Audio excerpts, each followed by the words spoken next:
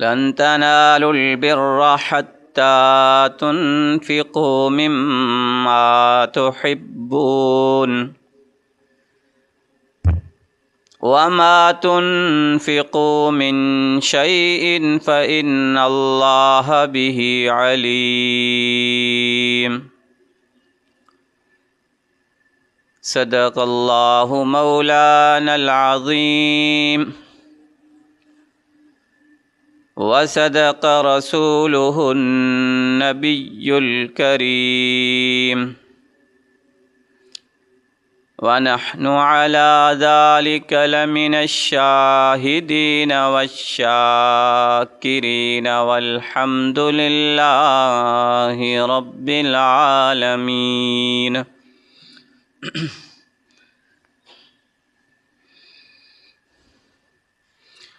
क़ाल अन्नबिय्यु सल्लल्लाहु अलैहि वसल्लम इन्नल्लाह युहिब्बु अन युरा असरु निअमतिही अला अब्दिही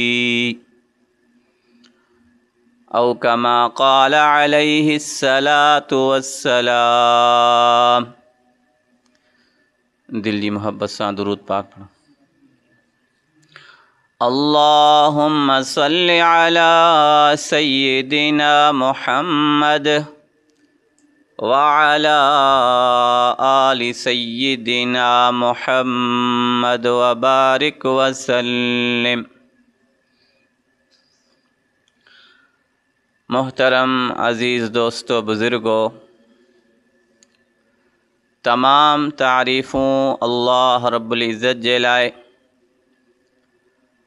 अल्लाह तबारक व तआला तहाई असां के कुछ देर पंहिंजे ज़िक्र में, पंहिंजे फ़िक्र में, पंहिंजी याद में वेहण जी तौफ़ीक़ नसीब फ़रमाई। करोड़ा रहमतूं सरकार मदीना मुहम्मद मुस्तफ़ा सल्लल्लाहु अलैहि वसल्लम मता, जैं सॼी ज़िंदगी पंहिंजी उम्मत जी फ़िक्र में गुज़ारी त मुंहिंजी उम्मत जहन्नुम खां महफूज़ थी जन्नत जी हक़दार बणिजी वञे।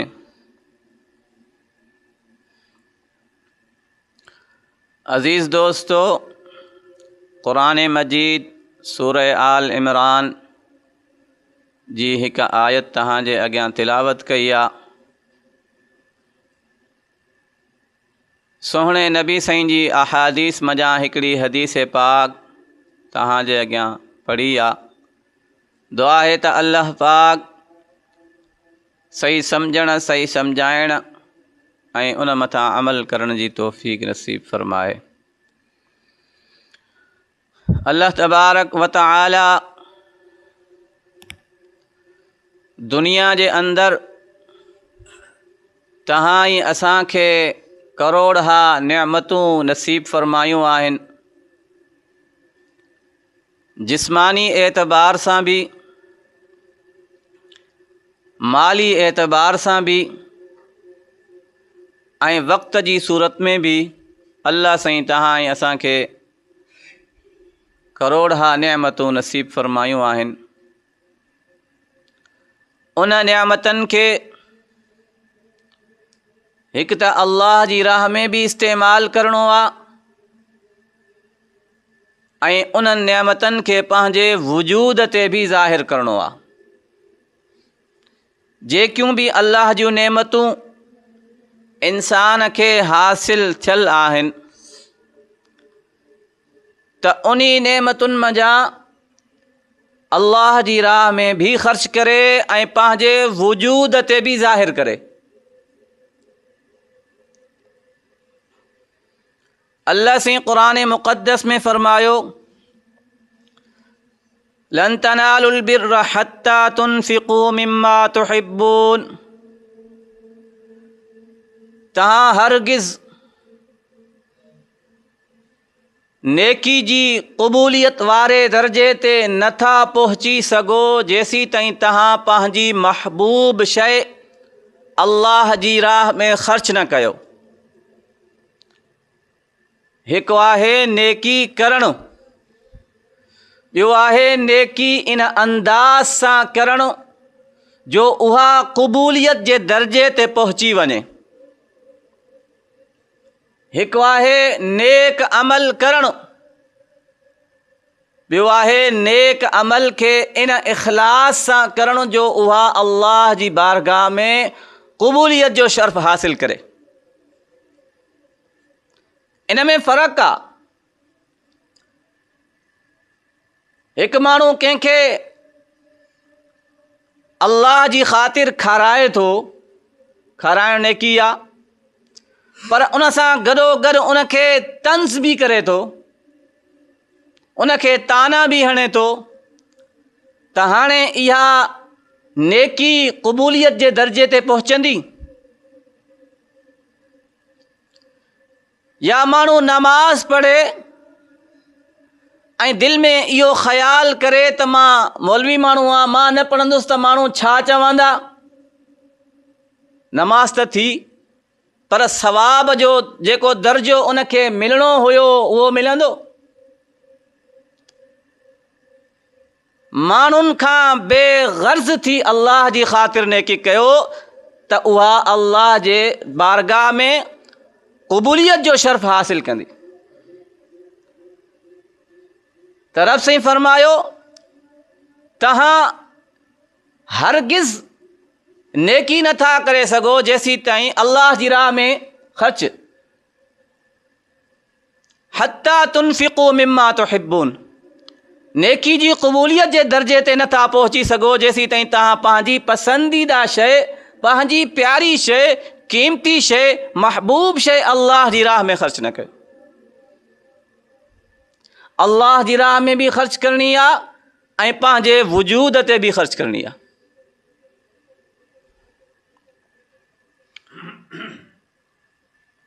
जॾहिं इहा आयत नाज़िल थी त हज़रत उमर रज़ी अल्लाह ताला अन्हु खे हिकिड़ी ज़मीन जो हिस्सो, ज़मीन जो टुकड़ो मिलियो हुयो ख़ैबर जी जॻह ते। ख़ैबर में ज़मीन जो कुझु हिस्सो हज़रत उमर रज़ी अल्लाह ताला अन्हु खे मिलियो। त साईं जन हुज़ूर अलैहिस्सलातु वस्सलाम जी ख़िदमत में हाज़िर थिया, साईं ख़ैबर में मूंखे ज़मीन जो कुझु हिस्सो मिलियो आहे,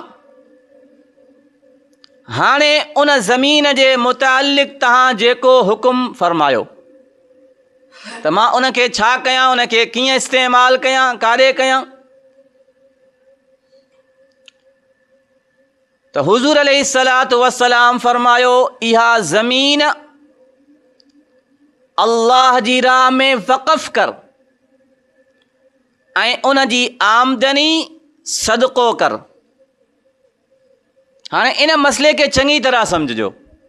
इन हदीस जे तहत काफ़ी मसइला असांखे सम्झ में ईंदा। शरीयत नालो ई सम्झण जो आहे। त हज़रत उमर रज़ी अल्लाह ताला अन्हु उहा ज़मीन वक़फ़ कई।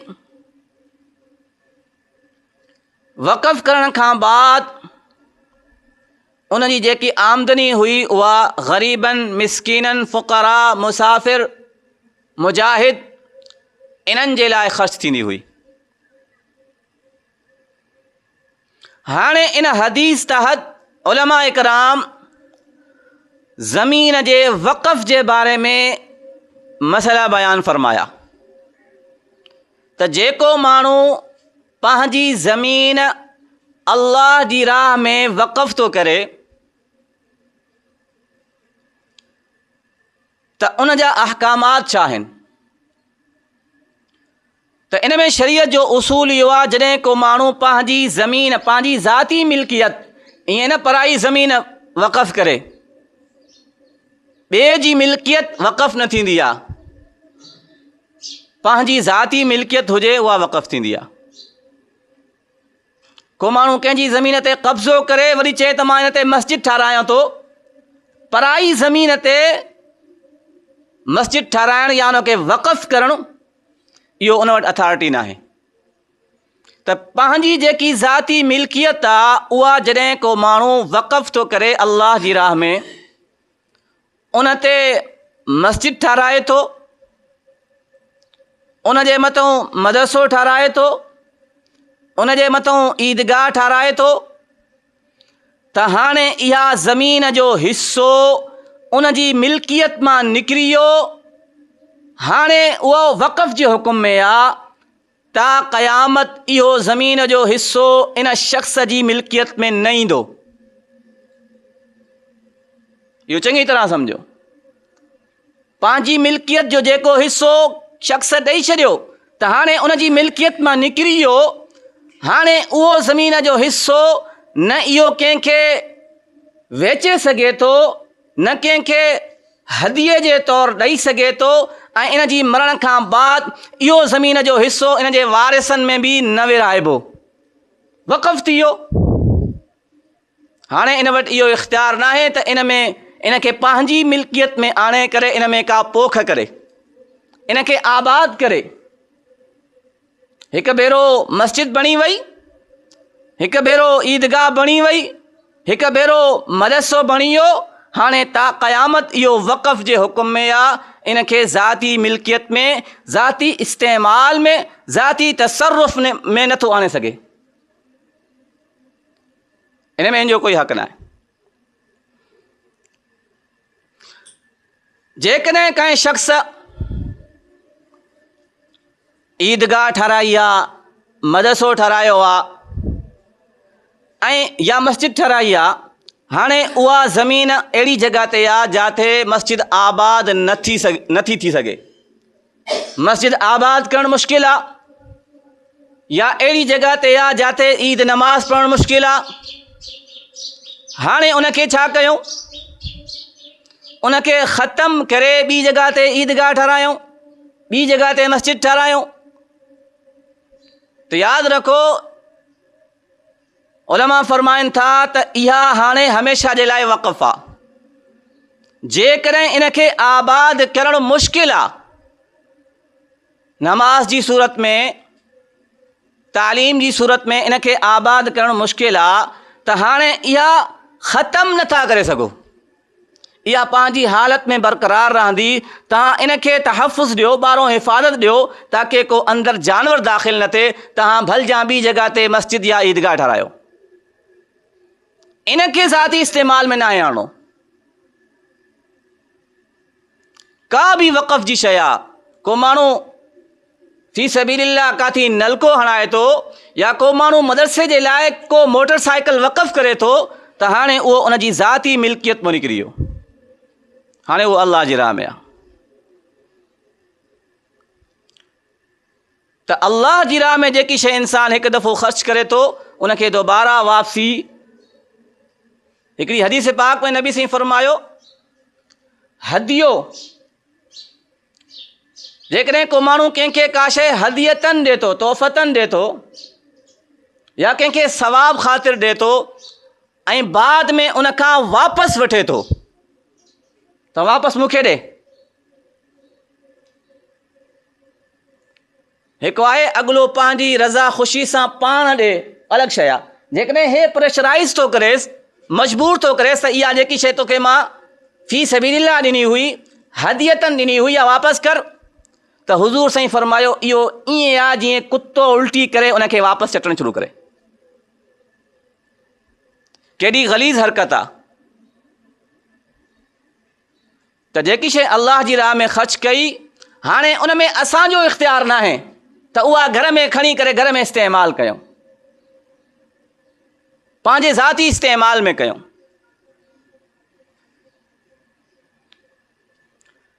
ऐं पंहिंजे वजूद ते जेके बि अल्लाह जा इनामात आहिनि, अल्लाह जूं नेमतूं आहिनि, पंहिंजे वजूद ते बि उन्हनि जो इज़हार हुजे, इस्तेमाल हुजे।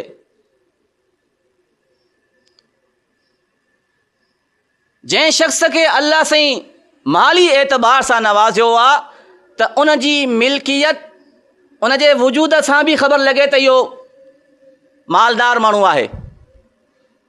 सादगी इन में न आहे त अल्लाह साईं नवाज़ियो आहे, वरी बि हे बिल्कुलु मेरी ऐं गंदी हालत में रहे थो पियो। इहा सादगी न आहे।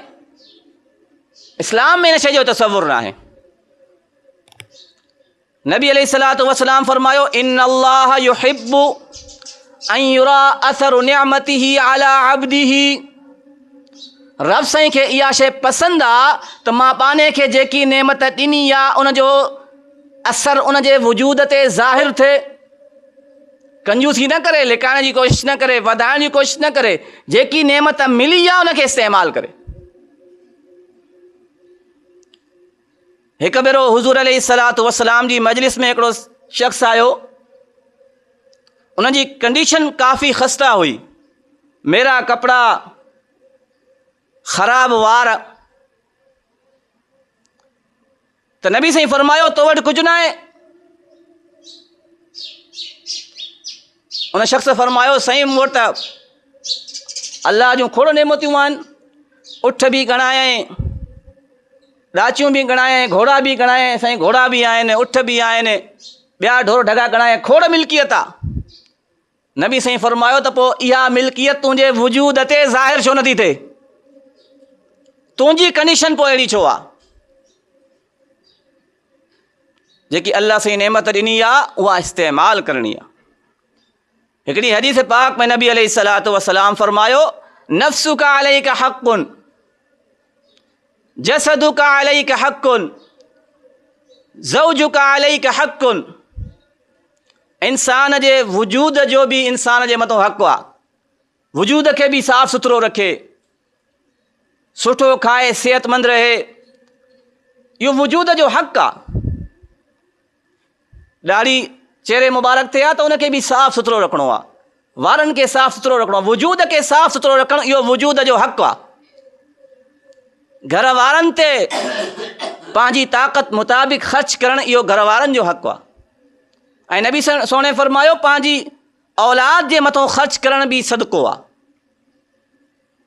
उन्हनि खे सुठो खाराइणु सदके जे सवाब जे बराबरि आहे। छो त अल्लाह जी मख़लूक आहे, अगरचे उन सां असांजो रिश्तो आहे, पर रिश्ते खां अलावा उहा अल्लाह जी मख़लूक बि त आहे न। हलाल कमाए, हलाल रोज़ी औलाद जे मथां, घर वारनि जे मथां ख़र्च करणु, इन में बि सवाब सदके जे बराबरि आहे। त नबी अलैहिस्सलातु वस्सलाम फरमायो नफ्सुका अलैका हक़्क़ुन, जसदुका अलैका हक़्क़ुन। इन्हनि शयुनि जो तव्हांजे मथां हक़ु आहे त इन्हनि खे तव्हां साफ़ सुथरो रखो। ऐं क़ुर्बानी जा अयाम क़रीब आहिनि त क़ुर्बानी में हिकिड़ी इबादत आहे तकबीरात तशरीक। अल्लाहु अकबर ला इलाहा इल्लल्लाहु अल्लाहु अकबर वलिल्लाहिल हम्द। ये अल्फाज, ये जुमला 9 ज़िलहज्जा खां वठी 13 ज़िलहज्जा, 9 ज़िलहज्जा जी सुबुह जी नमाज़ खां वठी 13 ज़िलहज्जा जी असर जी नमाज़ ताईं, इहे जेके 5 ॾिहाड़ा आहिनि, इन्ही 5 ॾिहाड़नि में 23 नमाज़ूं बणिनि थियूं। इन्ही 23 नमाज़ुनि में हर फ़र्ज़ नमाज खां बाद हिकु भेरो बुलंद आवाज़ सां इहा तकबीर पढ़णी आहे। हिकु भेरो हर मुसलमान जे मथां वाजिबु आहे। सुन्नत मुस्तहब न आहे, वाजिबु आहे। मर्द आहे त बुलंद आवाज़ सां पढ़े, जेकॾहिं औरत आहे त आहिस्ता आवाज़ सां पढ़े। जे विसरियो त वाजिबु छॾिजी वियो, ऐं वाजिबु छॾणु ज़ाहिर आहे गुनाह आहे, कज़ा न आहे हिन जी। ॿियनि शयुनि जी कज़ा, नमाज़ रहिजी वई कज़ा करणी आहे, वितर रहिजी आहे वाजिबनि कज़ा करणा आहिनि। तकबीरात जी कज़ा न आहे, रहिजी आहे सवाब को मारूम थी वियासीं। बाक़ी फ़िक्रमंदी सां इंसान पढ़े, जमात सां नमाज़ पढ़े थो तॾहिं बि तकबीरात पढ़णियूं आहिनि। जेकॾहिं जमात रहिजी वई आहे, इनफिरादी नमाज़ पढ़े थो, अकेलो पढ़े थो, तॾहिं बि सलाम फेरण खां बाद तकबीरात पढ़णियूं आहिनि। ऐं सलाम फेरण खां फ़ौरन बाद, यानी सलाम फिरण खां बाद कोई भी अहिड़ो अमल करणु जेको नमाज़ जे ख़िलाफ़ु आहे, उन खां पहिरियां तकबीरात पढ़णियूं आहिनि। सलाम खां बाद दुआ नमाज जो हिसो न आहे, कहचारी नमाज जो हिसो न आहे, मस्जिद को निकिरी वञणु नमाज जो हिसो न आहे। मतिलबु सलाम फिरण खां फ़ौरन बाद कोई बि अमल करण खां पहिरियां इहो हिकु भेरो बुलंद आवाज़ सां पढ़णु मर्द जे लाइ वाजिब, आहिस्ता आवाज़ में पढ़णु औरत जे लाइ वाजिब। अल्लाहु अकबर ला इलाहा इल्लल्लाहु वल्लाहु अकबर वलिल्लाहिल हम्द। मतलब छा आहे? अल्लाहु अकबर अल्लाह सभिनि खां वॾो आहे, अल्लाह सभिनि खां वॾो आहे। ला इलाहा इल्लल्लाह, अल्लाह खां सिवा कोई माबूद न आहे। वल्लाहु अकबर ऐं अल्लाह सभिनि खां वॾो आहे, अल्लाह सभिनि खां वॾो आहे। वलिल्लाहिल हम्द, तमामु तारीफ़ूं अल्लाह जे लाइ। त इहो 9 ज़िलहज्जा खां वठी सुबुह जी नमाज़ खां वठी 13 ज़िलहज्जा जी असर जी नमाज़ ताईं इहे असांखे लाज़मी पढ़णियूं आहिनि। अल्लाह सी सम्झण जी तौफ़ीक़ नसीब फरमाए।